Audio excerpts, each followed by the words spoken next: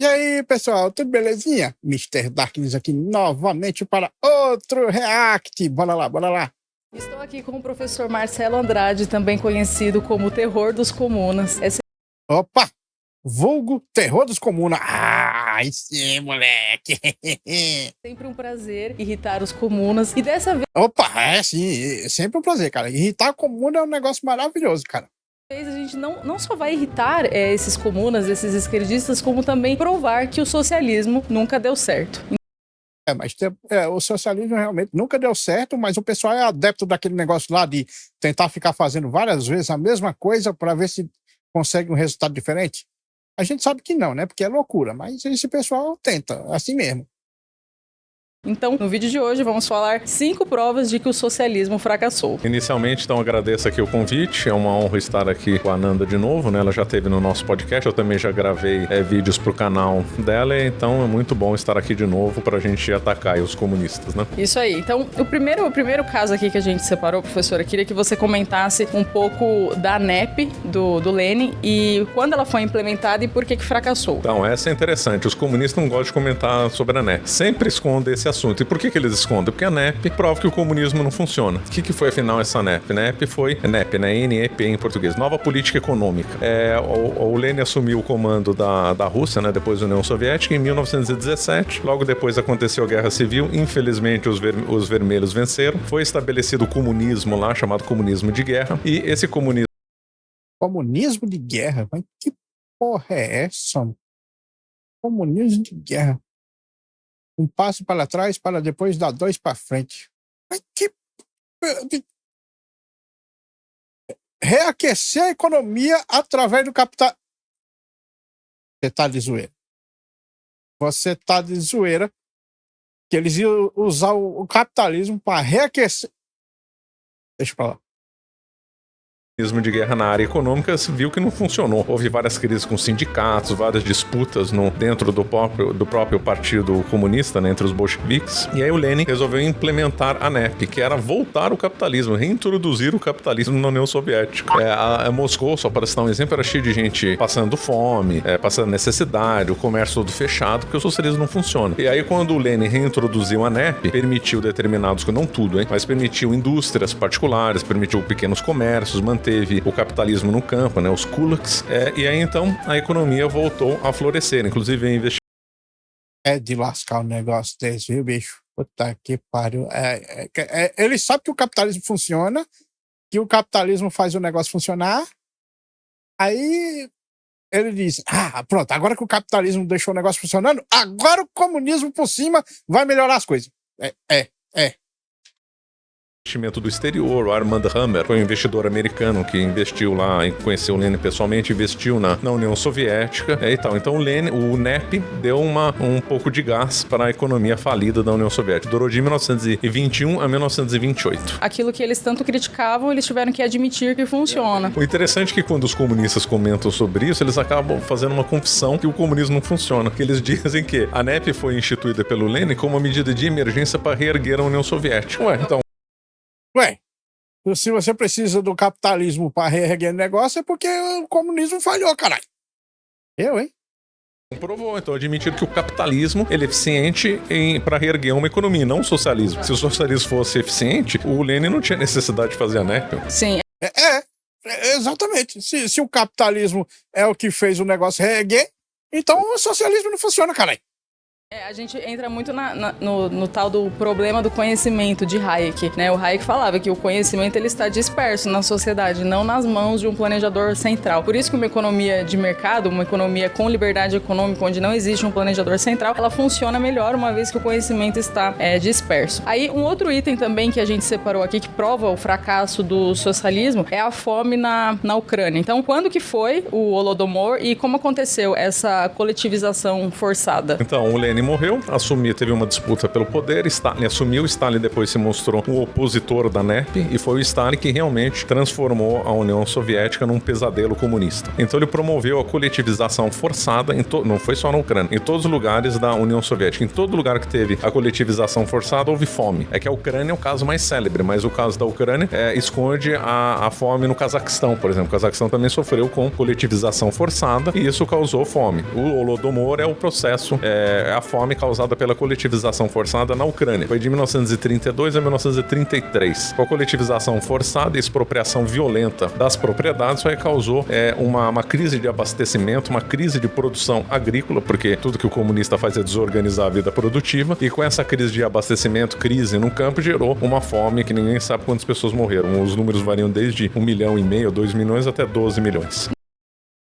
E ainda tem o pessoal que fica negando o Holodomor, mesmo com todo o histórico que a gente tem dessas merda aí. Rapaz, não é pra fazer raiva um negócio desse. É pra ficar bravo um negócio desse. Não tem condição, cara. O governo é nosso inimigo, cara. O governo é nosso inimigo. Mesmo quando é um governo capitalista, ele é nosso inimigo, cara. Não tem jeito. No caso daquele indivíduo, Ian Neves, professor, que fala que o Holodomor não foi culpa da União... Ian Neves. Puta que pariu, cara. Rapaz, perguntaram pro Ian Neves. Ian Neves, mas no comunismo ainda tinha os ricaços lá. Aí ele, não. Eles não eram ricos. Eles só tinham coisas que o resto da população não tinha.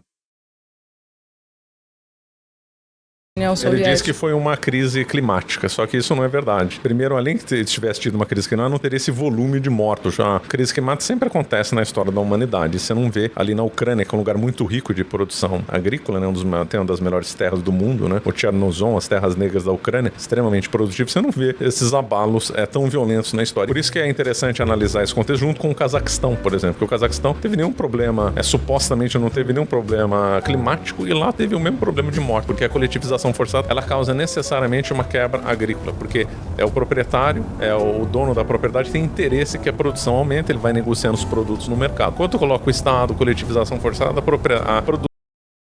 Quando você coloca o Estado em cima dizendo, é o seguinte, não importa o quanto você produza, você só vai ganhar aquela quantidade fixa de dinheiro. Pronto, acabou. Não tem para que produzir mais. A produção tende a cair necessariamente porque você não tem estímulo. O Estado é um incompetente na gestão de recursos. No Cazaquistão deve ter morrido por volta de 1 milhão de pessoas. Proporcionalmente, morreu mais gente no Cazaquistão do que na Ucrânia. Aí um terceiro fato que prova o fracasso do socialismo é o próprio Muro de Berlim. Tem até um meme que uma vez eu vi na internet que as pessoas falam assim, pergunte, eu sou professor de história, para que lado as pessoas foram quando caiu o Muro de Berlim. Então comenta um pouco. É desse jeito aí. Para que lado as pessoas foram? Foram pro lado comunista ou foram pro lado capitalista? Professor, como se deu a queda do Muro de Berlim? Quais eram as principais diferenças entre a Alemanha Ocidental e a Alemanha Oriental? Então, a Alemanha foi uma zona ocupada, né, pelos vencedores da Segunda Guerra Mundial. Do lado ocidental, as potências ocupantes foram os Estados Unidos, Inglaterra e França, que depois... Aí os caras eram todos unificados ali na área soviética. Então eles tinham o poder absoluto. A união faz a força. Depois unificaram, abriram mão, né, do seu controle sobre a Alemanha, gerando a Alemanha Ocidental. E a União Soviética acabou, então, causando a fundação da Alemanha Oriental. Acontece que Berlim ficou um enclave dentro da Alemanha Oriental. Então, Berlim Ocidental ficou um enclave dentro da Alemanha Oriental. Então, Berlim ficou Berlim Ocidental e Berlim Oriental. E Berlim Oriental cercado pela Alemanha Oriental inteira, né? E ali começou a gerar um problema, porque todo mundo queria morar do lado ocidental de Berlim. Ninguém queria morar no lado oriental. Muita gente trabalhava, às vezes, dos dois lados e tal. Chegou um momento que os comunistas falaram, nós vamos perder toda a população aqui, vamos ter que fazer um muro separando Berlim Ocidental de Berlim Oriental, porque senão toda a população vai embora, acabou o comunismo. Aí construíram um muro, né? O muro circundava Berlim Ocidental inteira. Ou seja, vocês não vão fugir mais não, chega! Tem que ficar aqui no comunismo sofrendo com nós. Um muro de 60 quilômetros de comprimento, né? Foi construído em tempo recorde em agosto de 1961 e durou até novembro de 1989. Esse é o retrato do fracasso do comunismo. Construiu um muro para impedir que as pessoas fujam, né? Fujam. Porque ninguém queria pular um muro em direção a Berlim Oriental.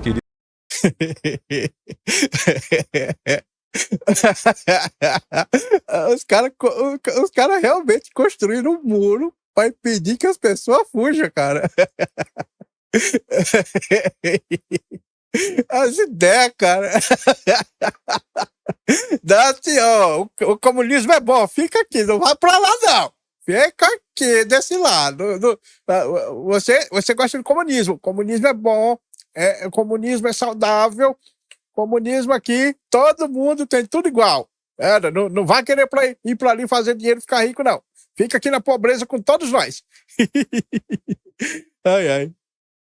Ia justamente fugir de Berlim Oriental. Eu não conheço a Alemanha, eu nunca fui, mas falam até hoje que as cidades também são diferentes, né? Que um lado enriqueceu e o outro lado não. Isso você... Não, agora que já tem muitos anos, as coisas já equilibraram. Né?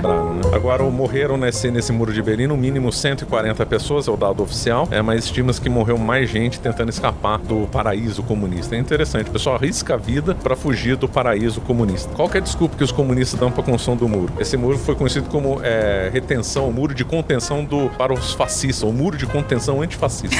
Não, é uma cara de pau. Muro de contenção antifascista. É para não deixar os fascistas entrar, né?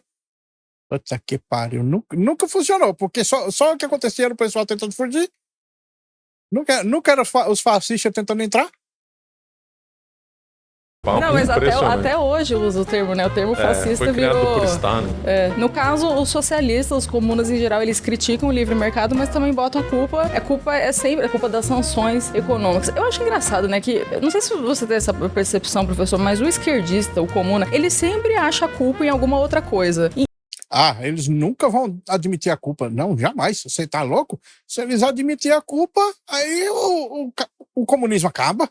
Não, a culpa é do capitalismo, a culpa é das sanções, a culpa é daquele governo maléfico ali, imperialista, que não nos deu dinheiro.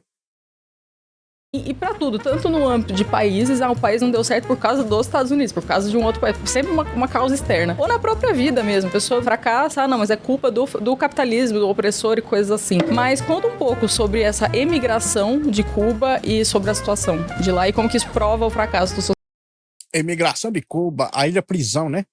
O pessoal lá tenta fugir de barco. Cara, Cuba é uma porra de uma ilha cercada de mar. E o pessoal lá é proibido pescar, cara.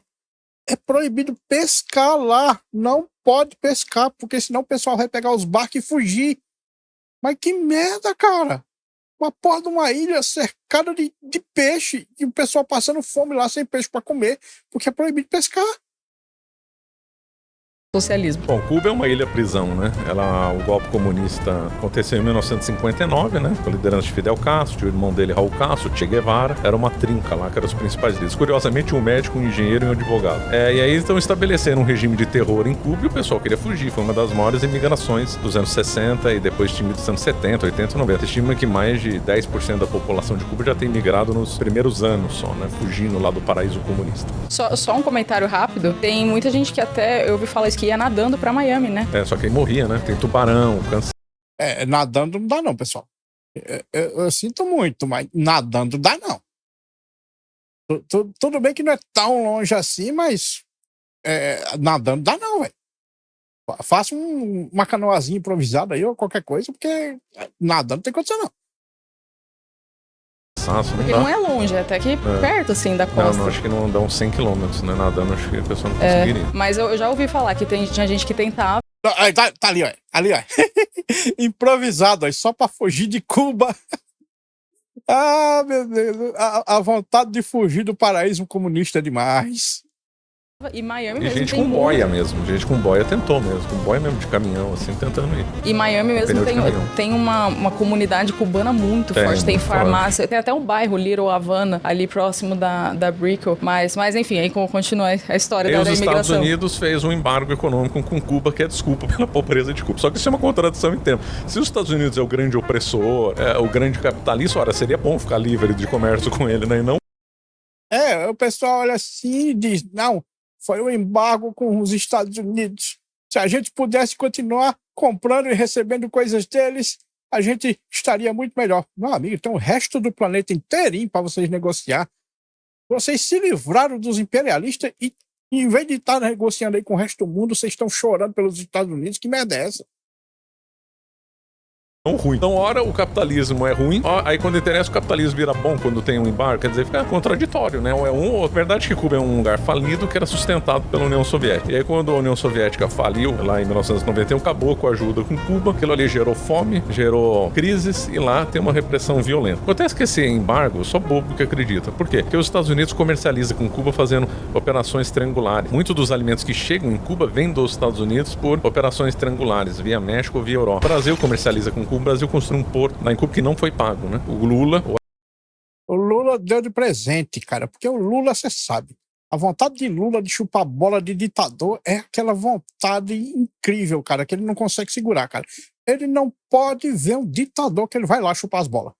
A Dilma, não lembro se foi no primeiro governo Lula ou da Dilma, construíram um porto inteiro lá novinho. É pra isso que a gente paga imposto. Não pagou. E a coisa foi tão bem feita, entre aspas, o governo brasileiro, quem administra o porto não é uma empresa brasileira, é uma empresa de Singapura. Quer dizer, o Brasil dá um porto de graça para Cuba e Cuba nem isso elege uma administradora brasileira, elegeu uma de Singapura para administrar o porto. É impressionante, né? Então tem um grande comércio feito com a Europa, Brasil, México, lá pelos Estados Unidos indiretamente. Então essa história do embargo é na prática uma ficção. E aí, pra gente fechar o último tópico, China. Olha, eu já comentei aqui no canal várias vezes que o esquerdista, o comum, ele tem uma coisa com a China, né? Coloca a China, não, porque a China é referência. Eu, professor, faz 10 anos que eu escuto que eu tenho que aprender mandarim. E quando eu entrei na faculdade, eu falei, não, você tem que aprender mandarim. E assim, hoje, imagina, se eu tivesse aprendido, não ia usar pra nada desse negócio aí. Pior que mandarim é o idioma mais falado no planeta, porque a quantidade de chinês lá é absurda. Tem mais chinês no mundo do que o resto do mundo, por assim dizer. Tem mais pessoas falando mandarim, mas mesmo assim não é relevante o suficiente para nenhum lugar querer falar mandarim. É foda, viu? Os bichos são uns traques mesmo, viu? Já o inglês, a língua do capitalismo opressor americano, isso eu tenho que usar até hoje. Mas comenta um pouco da China e o grande salto para frente em relação à fome e massacres que ocorreram lá. Não, infelizmente, a China, então, também virou comunista depois de 1949, sob a liderança de Mao Tse-tung. Mao Tse-tung era um falando porco horroroso, que não gostava de tomar banho nem escovar os dentes. Mas vai falar isso lá pro chinês pra você ver. Ele era um assassino brutal, né? E aí ele, então, fanático comunista, ele resolveu fazer um plano agressivo, 58, 60, de crescimento industrial e também de reforma no campo, coletivização. Meu Deus do céu, crescimento industrial e reforma no campo. Onde é que eu já vi esse filme? Nossa senhora, acho que foi Getúlio Vargas, não foi? Forçada, claro. E tanto o projeto de industrialização quanto o processo de coletivização forçada fracassaram no item de produção e teve um grande sucesso em causar fome. Talvez tenha sido a maior fome da história da humanidade em números absolutos, né? As estatísticas variam muito, desde 20 a 60 milhões de mortos. Então, o que leva a Mao Tse-tung que talvez tenha sido o maior genocida da história da humanidade, em números absolutos. Em números relativos, proporcionais, foi o Pol Pot do Camboja, também comunista, apoiado pelo Mao Tse-tung. O grande salto para frente, que promoveu a coletivização forçada, estabeleceu colônias agrícolas que na prática era um trabalho escravo, obrigando os camponeses a trabalhar horas exaustivas ao longo do dia, tendo direito. O sonho dos comunistas, ser obrigado a trabalhar. Olha, ser obrigado a trabalhar. E ainda não poder dizer o quanto vale seu trabalho, né? Porque é o cara lá que diz, olha, você vai receber tanto, independente de quanto você produzir ou não. É maravilhoso isso aí. O sonho dos comunistas, principalmente daqueles que querem ir para o comunismo para poder fazer poesia. Só a comer e um mínimo de roupa. E a industrialização forçada tem um lado tragicômico que obrigava as pessoas a fazer no quintal de casa aço. Então a pessoa tinha que derreter ferramentas e produzir aço. Não podia, quem escondesse prego podia ser preso. Então as pessoas tinham que fazer. Quem escondesse prego podia ser preso. Mas Ok. Esse aço era de má qualidade, não servia para nada e acabou atrapalhando a produção, porque a pessoa ficou sem ferramentas, como pás, picaretas, para que tinham funções, obviamente, práticas, né? E fazer o aço com isso, óbvio que não deu certo. Também teve um outro lado trágico, cômico no campo, que é a morte dos pardais. Então, Mao Tse-tung colocou culpa na queda da produção agrícola aos pardais. Então, mandou culpa dos pardais. Culpa dos pardais. Caralho, fez pior do que os socialistas lá que botam a culpa nos Estados Unidos, bota nas sanções, bota no país vizinho. Ele botou nos... Meu Deus. Todos os chineses matar todos os pardais da China. Mas qual que era a lógica Tinha que disso? colocar a culpa em alguém, né? Nossa, A culpa é não como pode ser no sempre. comunismo, né? Tem que é o culpado? O comunista? São os anticomunistas? Os Estados Unidos? Não, dessa vez foram os pardais os culpados. Aí mandaram matar os pardais. O que aconteceu com a morte dos pardais? Causou uma inflação, uma população de gafanhotos, de outras pragas, porque os pardais comiam isso. Aí piorou a fome, que já era grande. Porque aí não tinha praga de gafanhoto, outros começaram a proliferar, causando danos na produção agrícola. A ponto de...